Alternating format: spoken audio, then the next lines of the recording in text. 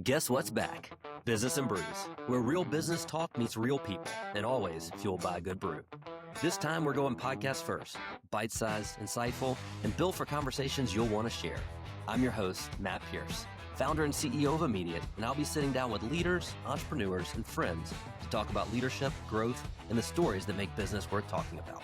So grab your favorite brew, pull up a chair, and let's talk business the way it's meant to be talked about. Business and Brews, back, bolder, and better than ever. All right, everybody, welcome back to another episode of Business and Brews. I'm your host, Matt Pierce, and today we're joined by John Bowman, founder and CEO of SureMed Compliance. John, great to have you here. Thanks so much, Matt. It's good. Thank you for the invite, and it's good to see you. Absolutely. Same here. It's been too long since we've gotten together in person. We'll have to do that again sometime soon. Agreed. Well, hey, look, we always get started with a little bit of a shout out, Business and Brews. I got a cup of coffee over here. What have you got over there? Right now, because it is only 1:30 p.m., I have coffee as well. Yeah.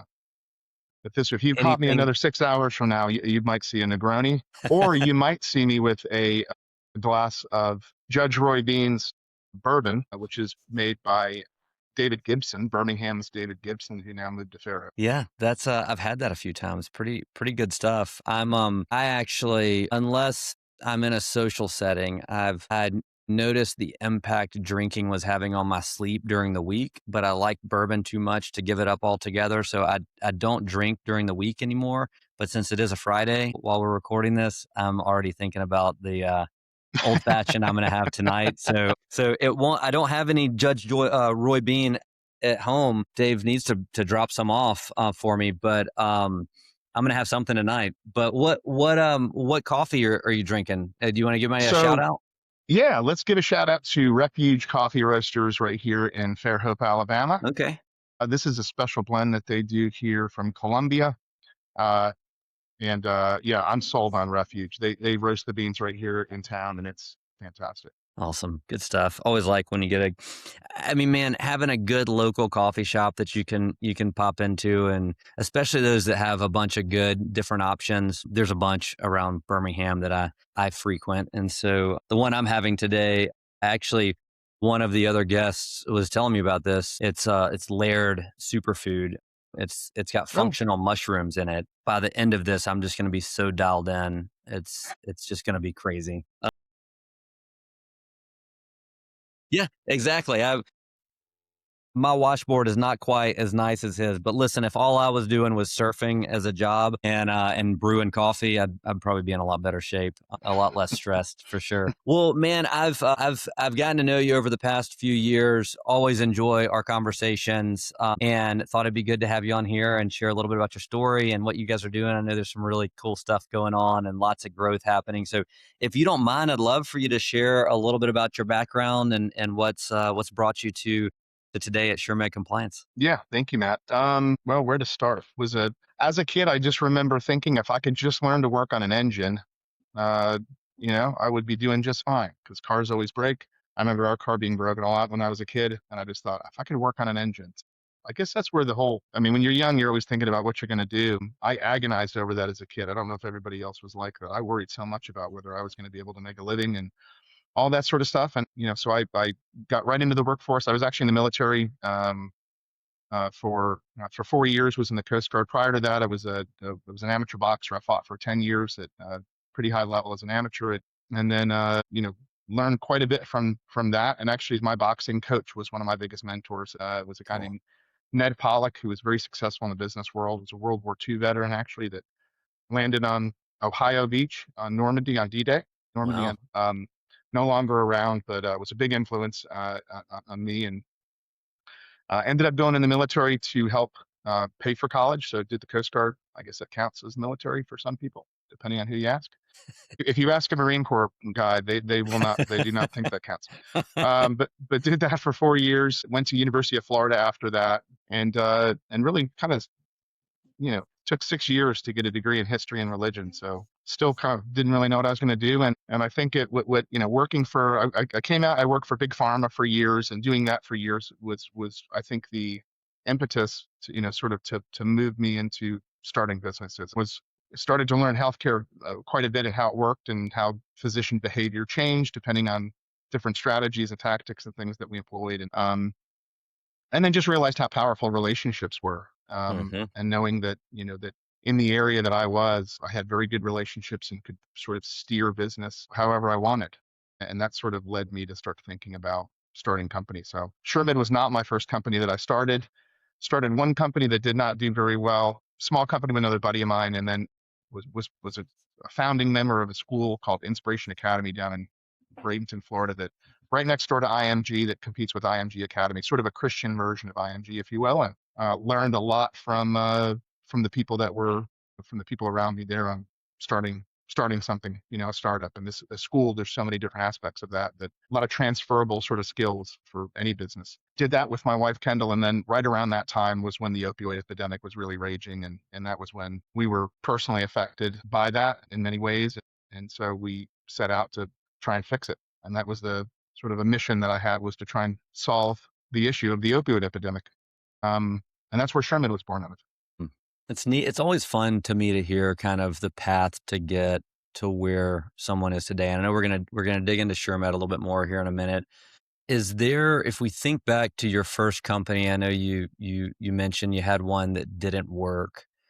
And I'm sure you could probably rattle off a list of 10 things, but if you could boil it down to one thing that you felt like was your biggest takeaway. So like as you're building SureMed in the early days, was there one thing that kind of rattled around in your head from that first failed business that you said, not going to make that mistake again?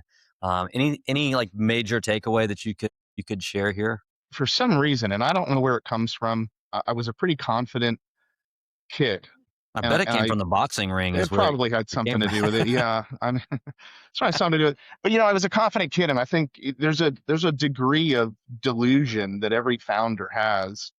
You hear the horror stories of what entrepreneurs go through, and I remember thinking, I remember lying. I remember telling stories about how difficult things were, and they weren't. Hmm, And they weren't difficult because we weren't doing anything right. right. So, it becomes difficult when you start actually making decisions that matter, and the business starts to grow and things start to happen. You get Right. product market fit and all of that. We didn't have any of those things. I mean, we had a small lifestyle business with another buddy of mine that did drug testing, forensic drug testing for the school systems and bus drivers and stuff like that, and background checks. And it was a very simple business. There wasn't a lot of moving parts to it. And I say it was a failure. It wasn't a failure. I mean, it's still around today. I don't own Okay. any of it. And Yeah. it just never really took off and Hmm. became anything that we thought it probably would. And again, I think that's the level of delusion you have when you're young, that you just go, yeah, it's not that hard. And I guess mix that with probably a little overconfidence that you shouldn't have. And I'll tell you the big takeaway, Matt. That's why I'm actually coming up with this right now. I didn't even think through this question. I don't think it was on the list, It actually. wasn't. Yeah, Sorry. appreciate that. Curveball as the Yeah, thank second you. Thank question. you. Yeah. One thing I've always been good at is just showing up and figuring stuff out. And unfortunately, if you're really good at, like, right at that moment showing up and doing things, you learn, you can create habits where you don't prepare, right? Mm, You're like, man, I can write a paper for school. I could write a paper or have to do a presentation, and I could do that in the night before, and I would crush it. I mean, right. it was just what I was good at. And I could fake it. The whole idea, this concept of fake it till you make it in business, people say, I was just really good at faking a lot of things and pulling it off well enough to where it worked somehow. Mm, And, when you do that, again, you can create a habit where you don't prepare. And I right. see this actually in my son right now. Actually, he's very good at the same things, and he can make A's and B's without trying. I'm like, can you imagine Right. if you tried? Can you imagine if you actually put your head down and you prepared and you were ready to? That's one big takeaway, is I prepare, and I am over prepared for just about every situation now, because I've recognized that you're limiting yourself so much on what you Right. can actually do when you don't prepare and think through it. I mean, we never did projections as a company. We never put budgets together. We just kind of we were just flying by the seat of our pants and just sort of like, making decisions, and not really, no real strategy, and Right. all the things that we do differently now. So Yeah. big takeaway I would say from that is I am over prepared now for situations, and that's okay. And sometimes you're preparing for different scenarios that don't actually happen, but you're prepared. And Right. the level of confidence going into making decisions. And I'm a big believer, Matt. I know you and I have talked about this, but I'm a big believer that we plant and we water, and that God is the one that brings the increase, and God's the one that dictates the outcome. Right. But we're still called to plant and water, and we're still Hmm. called to have a strategy and have a plan and all of that stuff. So Yeah. now I'm a lot better at putting that plan together, and whether it ends up whether I need all of the other backup and contingencies and all the other things that happened, I'm still prepared. Yeah, that's great. I love it. Thanks for answering that. I know that's like I said, something that wasn't on the list of things I said we were going to cover, but and I totally agree with you too, because similarly, I think early on, in my career, I kind of had this confidence that I could go do things. And I remember one of my first bosses, we had some big presentation coming up, and he said, all right, let's, schedule a meeting on Tuesday before the Wednesday thing, and let's get everybody, aligned. And I want to hear what you're going to present. And I go, I think we're good. Well, I've done this, 20 times. We'll do fine. And he goes, hey, we're not just going to hop in here tomorrow and wing it. This is a $250,000 deal. Like, we've got to be buttoned up, and I took it to heart. I tell my kids, I tell our team, like, we are going to over prepare. And what you just said, there's a lot of times where we prepare for things that don't ever come to pass, but we're prepared for them if they do. And I think about, there was a great Floyd Mayweather quote, where he was being interviewed, and it was when he was going into the Conor McGregor fight, and he was 49-0. And I want to say he was on Rogan, and Rogan's asking him about this, and he's like, man, you're 49-0. Like, what does it feel like when you're thinking about, like, you could step in here and be 50-0 in your career? Like, what are you thinking when you're getting inside the ropes? And he goes, man, I'm like, the 49 was the easy part. He was like, you guys didn't get to see the hard part. It was all the preparation Yeah. behind the scenes. So he goes, if I'm fighting at a certain weight class, I'm training for someone that's 20 pounds heavier and that's faster than what I'm about to see in there. So when I get inside the ropes, that part was easy to me. It was all the stuff that you didn't get to see behind the scenes. And man, I just take that and run it through my head and go, all right, we got big meetings coming up. We've got, sessions where we're doing this or doing that. Like, let's schedule a bunch of things. You want to make the training so hard and make the preparation so hard that when you get in there on the day of, they're not going to throw something at you that you're not prepared for. And so it's good to hear that validation, and that you learned the same from your first business. So that's super, super insightful. I appreciate you sharing that. Yeah. Thank you. Well, let's jump into SureMed. I mean, I think it's such a noble thing that you're doing. I'm reminded of the quote from Ben Franklin: "It's okay to do well while doing good."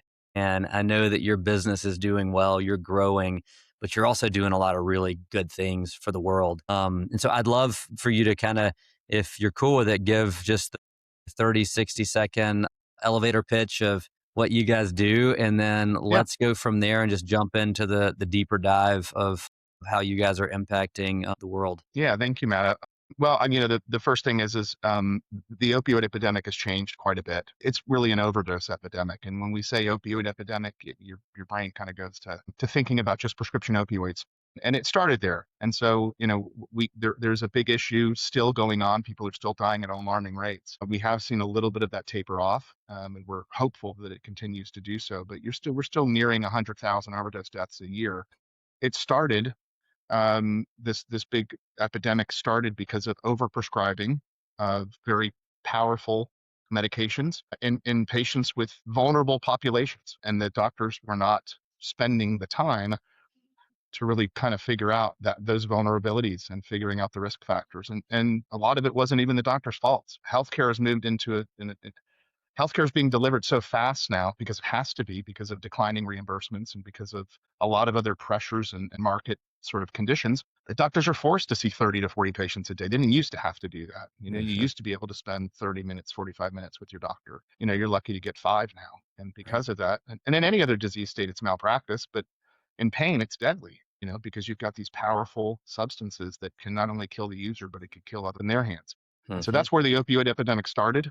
It's evolved quite a bit. Our original goal was just to get good information to the physicians at the point of care so that they can make the most appropriate treatment decision for patients with pain, because that's where most of these were being prescribed. Dr. Stephen Pasek, who's our new chief clinical officer, he's probably one of the most published authors in pain and substance use disorder. He's a brilliant PhD and speaks all over the world on the subject. He says that addiction can only occur when you have an abusable substance in a vulnerable patient at a vulnerable time. And so what we try and do is figure out one, is that patient vulnerable? Is there a vulnerability there? A lot of those are genetic conditions and things like that, or just behavioral stuff that, that a physician may or may not be aware of, right? And then what's the vulnerable time? Because we know that these substances are abusable. Well, the challenge with the vulnerable time is that it changes. We're all one phone call away from being on our knees. Bless you. We're all one phone call away from being on our knees and being just Right. devastated and coping. And so what we're trying to do is we have a brief digital encounter, a piece of software that interviews patients in between office visits. It's very intuitive. It learns from the way that they answer questions, and it knows exactly which ones to queue up. And these are not just clinical questions that doctors will use to determine risk of that patient, but also these questions correlate with a medico-legal, or I should say data categories for a legal standard known as 21 CFR 1306, Hmm. which is the requirement that if you are a physician and you prescribe any controlled substances, you're required to meet that. And so on one side, we're mitigating risk to physicians who prescribe these medications. On the other, we're giving them very good information, clinical data to help them make the best treatment decision. When I say that, people often say, wait, you're trying to let doctors get off the hook. I'm like, whoa, let's back up for a minute. Here's what's actually happening so everybody understands. Prescription opioids are involved in less than 10% of all opioid-related overdose deaths nationwide, even involved. That means that the toxicology report comes out and they look what was in the patient's system at the time of death. Prescription opioids are involved in less than 10% of those deaths. Interesting. It's 90%, more than 90% of it's illegally manufactured fentanyl that's pouring in from the borders. It's coming in at alarming rates. And there's not a whole lot we can do about it right now. And that fentanyl is so powerful, and it's being pressed into pills that look exactly like the markings that the patients would normally be prescribed. When we had the heroin overdose epidemic going on, people still had to be willing to cook that stuff down and inject it into their veins. A lot of people were needle averse and, didn't want to do that. Here, you can just pop a pill, and that's why it's so deadly. And Hmm. so, and the reason that people are getting their health care delivered by friends and family and sometimes encountering these illegally manufactured medications or drugs is because of a lack of access to care. And that's because there's been a very, very large I would say a swift sort of over-regulation of the pain industry. So, when you create this cooling effect in the industry where physicians are terrified to prescribe opioids and treat patients, you end up with patients that are trying to get their healthcare delivered somewhere else. And if you've ever been in pain, real pain, for more than a few days, I can promise you that you will be looking for help any way you can get it. You get Hmm. depressed. It's a horrible thing. So we're actually trying to empower patients, or empower physicians, pardon me, to make confident decisions, to not have to always look over their shoulder and worry about whether they're going to get prosecuted criminally or state boards are going to pull their license, or they're going to get civilly sued in a medical malpractice suit. We want them to feel confident to be able to make decisions that are in the best interest of the patient. So that's what our software does. And we've recently launched our new remote therapeutic monitoring platform where we actually deliver some of that care ourselves, Hmm. which is really interesting now. And we get to actually interact with those patients with our clinical team every single month. That's elevated the level of care that we can provide there. Yeah. Well, I mean, you just in a couple of minutes just explain why I think what you're doing is so awesome. Thank you. And obviously, I would pause real quickly here and say, if there's anybody listening that has that's been impacted by this in your lives, like, to know that people like John and his business are out here trying to help solve this huge problem is a really great thing. So thank you, John, for what you're doing. As it pertains to growing the business, tell me a little bit about the growth trajectory. And specifically, what I think would be interesting to hear about is how I would assume, and I don't know the answer, but I would assume your growth has evolved over time. And can you talk a little bit about what you've gone through from, like most businesses, probably like a founder led cycle, and then going to building a team and some of the lessons learned as you've gone through that? It sounds like as the company continues to evolve and you guys continue to widen your reach, with that comes, for you as a founder, probably having to let go of certain things, which I know can be difficult and can be a challenge. And sometimes you have to let go and then fish it back out and grab it back and then work up to letting it go again. Can you talk a little bit about what that growth story has been like and how you've navigated that as the leader of the organization? Yeah. I think the first thing that I would say to anybody starting a business, or even whatever stage of growth that you're in as a company, is that there isn't just one way to do it. I think I read so many books of, whether it's, Shagan, and Shagan at one point recommended a book to me, Measure What Matters, which is by the guy who was one of the founders at Intel, I think is what he did. And I read it, and it's a fantastic book. And it really is good about figuring out what are you measuring, right? Because do 2 to 3 things really well and then measure those outcomes. Those are going to give you kind of your idea where you're going to move it in the right direction. And there's so many good pearls of wisdom in that book. And actually, there's so many good books out there. Not everybody's at the same stage of their business. And so the advice that a founder needs who's just starting a company and the resources that they need are different than somebody who is at where you're at with Immediate, right? Or where we're at with SureMed, or where Dell is at with Acclimate, or any of these other companies, right? Everybody's at different stages of the game and of the business. And the advice that you're getting should be, applicable to that stage. Right. And so I say that, and to say that there's no one way to do it. That's the other thing, right? I mean, we took one of the most non-traditional pathways you could possibly have. Mozzie always jokes around. He says, like, you're a cat with like 10 lives, not 9. He's like, how in the world are you? Because Mozzie's watched us go through the ups and the downs, and more downs than ups, but we keep somehow, surviving long enough to get to a place where you thrive. And I guess that's what I'd say is you survive. A lot of times you survive, and you're just surviving long enough to get to a place where you can thrive. Right. We took 2 years of just sort of understanding the business and understanding the software, and we wrote a grant. That took us a year to write a grant. We got funded by the National Institutes of Health, by the grace of God. But we wrote a bad grant, and somehow God got it funded, I always say.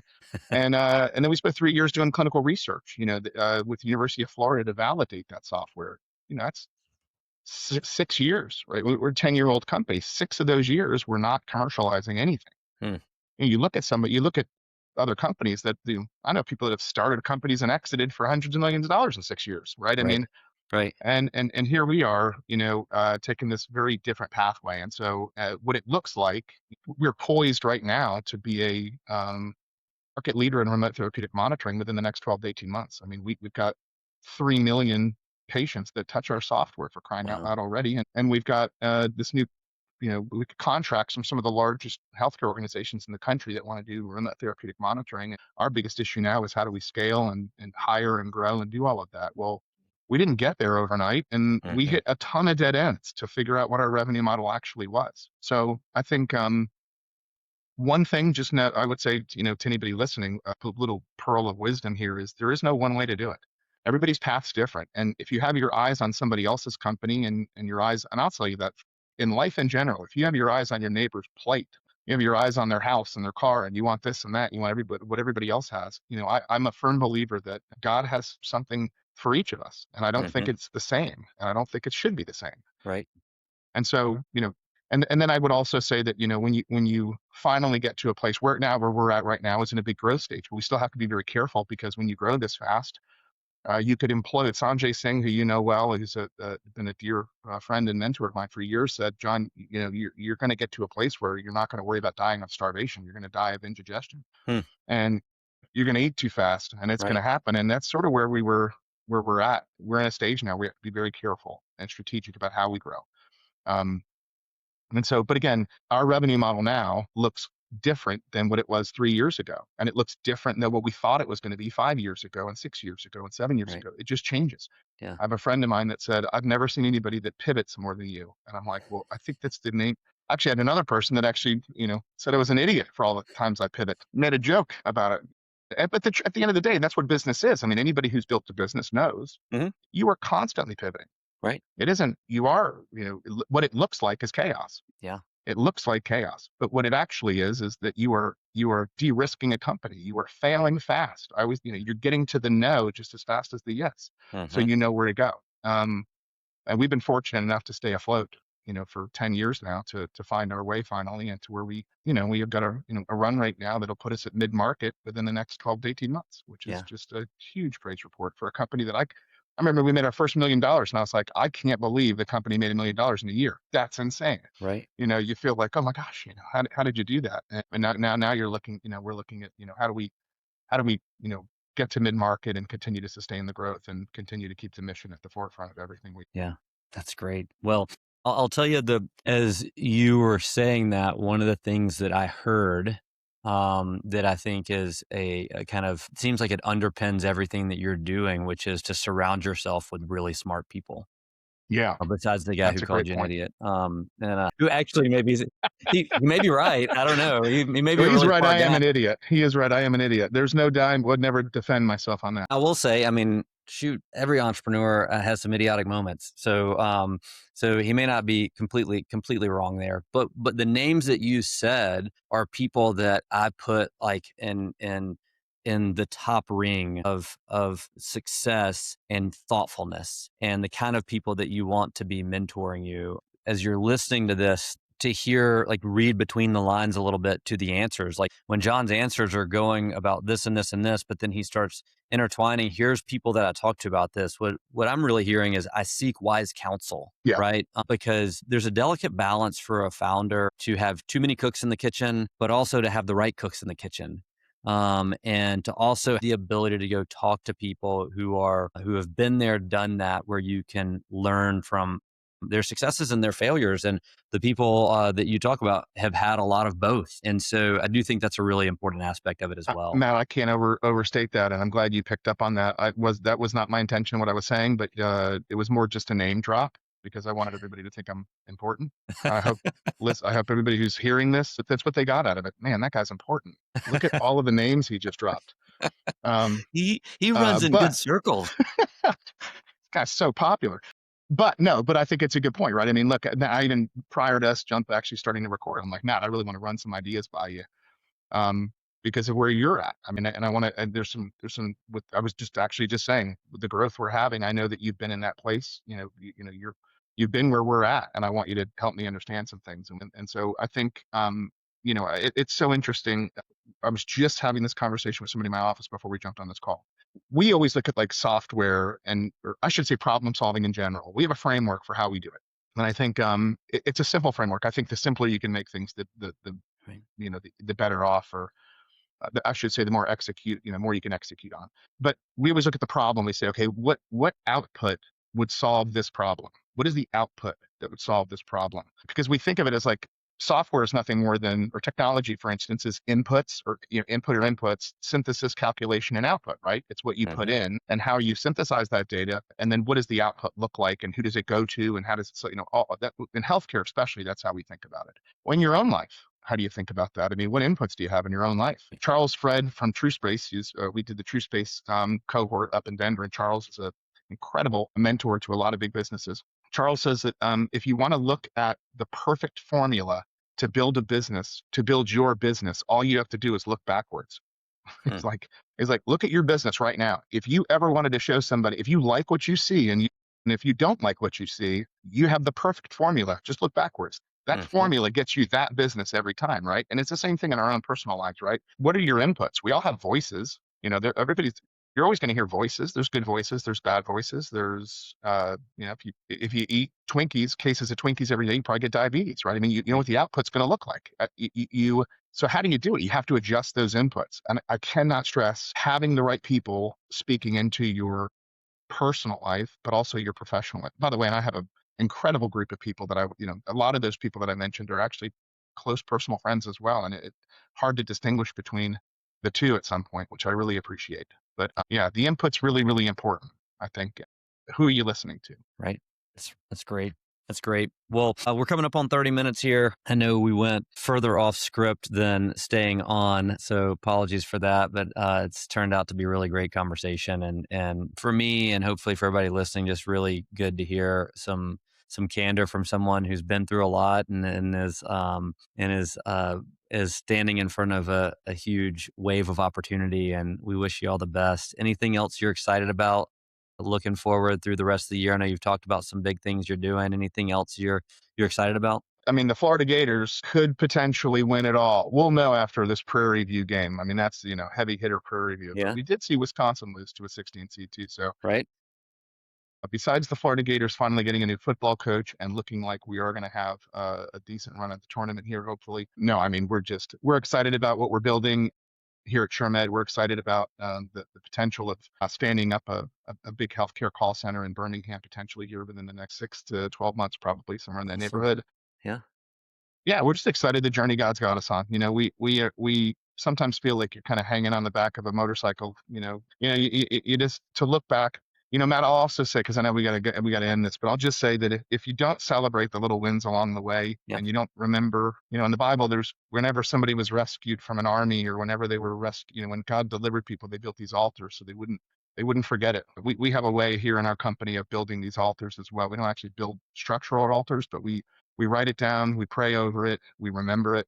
Remember where God's got you. If you're Yeah. in business, wherever it is, no matter what stage it's in, remember all of those little things along the way. One of the things I loved about Hack Health is they had that sort of timeline on the wall. If you ever walked into the building there, Yeah. and it showed Yeah. where they came from and where they were and where they were headed. That's so important. So we're just Great. excited where God's got us. I think this is going to be a very interesting and exciting year for all of us, and the community we're building at SureMed is awesome. We've got just an incredible team that continues to grow, and it allows us to live out sort of God's calling on our lives within that community, and be there for one another. And to me, that's the stuff that really matters, right? Is Right. what's happening in the thick of it with the community that you've been placed in. That's awesome, man. What a good word. Well, thanks for that, John, and thanks for again being so open and candid. Um, it's obvious why you guys are having success, and obvious that there's a lot more ahead of you. So we're cheering for you. Equally cheering for you too, Matt, and congrats on all the success you guys have had. Thank you everybody for joining us. Hope you found that as exciting and good of a conversation as I did, and we'll be back with you next week. Have a good one, everybody.